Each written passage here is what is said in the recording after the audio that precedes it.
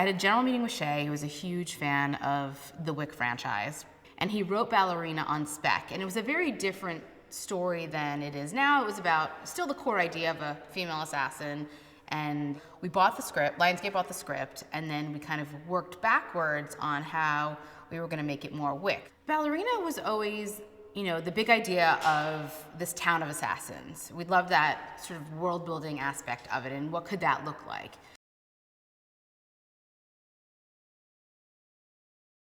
When we meet Eve, her father's been killed in this attack, and then she is immediately an orphan and sent to the school for the Ruska Roma, where she learns ballet and becomes trained to be an assassin, and then finds some clues that kind of lead her to uncover the mystery of what had potentially happened to her father. So she leaves the school and ends up on this journey to Hallstatt to figure out what happened to her father, and along the way, you know, encounters many assassins and perils and has to kind of fight her way out of the town to survive.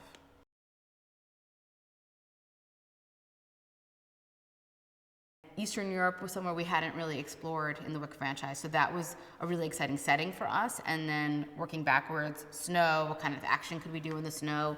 What kind of vehicles would there be? What kind of bad guys? So it sort of dovetailed from there.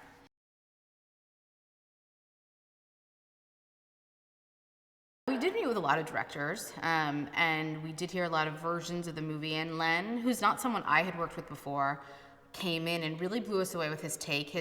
First of all, he had become, he knows more about John Wick than I do at this stage. I think he's become such a deep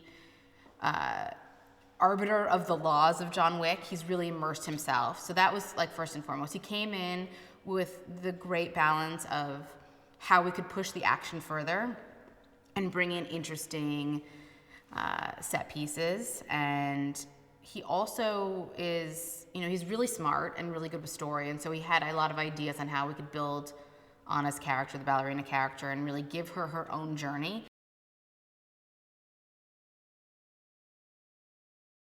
John Wick is all about John getting out, right? And Ballerina is all about Eve getting in and staying in and rising the ranks of this world. So it's a very different character trajectory. And that was something else we thought was a really interesting POV that Len brought.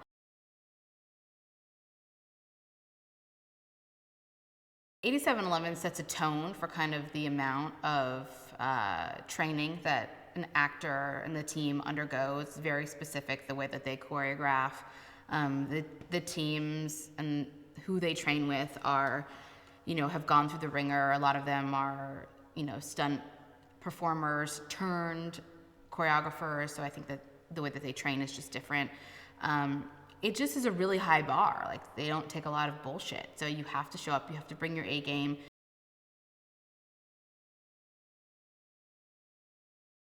We had always wanted Norman.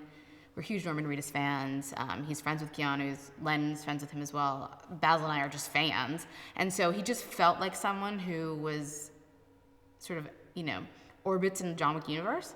And so we kind of really just only had eyes for him and kind of bent over backwards and changed our schedule about 50 times so it would work with his prior commitments. So it's been really great to have him here. It's funny, we went to Comic-Con with John Wick 4 and The Walking Dead was right in front of us on a panel. So Norman came we were all in the green room together, and I was just watching him. I had never met him before, but I was like, he belongs in this world. So it's a huge coup that we have him.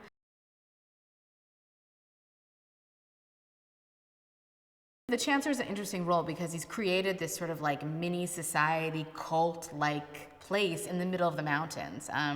And so you need someone that feels like they can really manipulate this whole kind of city. And, you know, he's cold-blooded, right? He's put a hit out on his family members.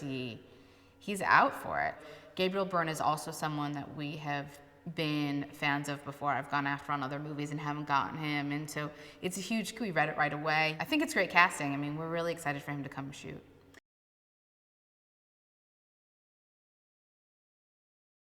Before we came to Prague and scouted, we we're not going to shoot Prague for Prague. We were going to just make it this, sun and set town. And then we got here, saw how beautiful the city was, and really embraced a lot of its Gothic architecture and real places. And so we didn't have to create this fantasy world. We really pushed to go to Hallstatt for a couple days to kind of get that very specific Alpine look. But Phil's been great. I mean, he's been collaborative and interesting and found amazing gems within Prague. And then also a lot of our sets like Stromberg and places that are hour and a half outside of Prague. So it's a lot of stuff that hasn't been shot before, which I'm excited about.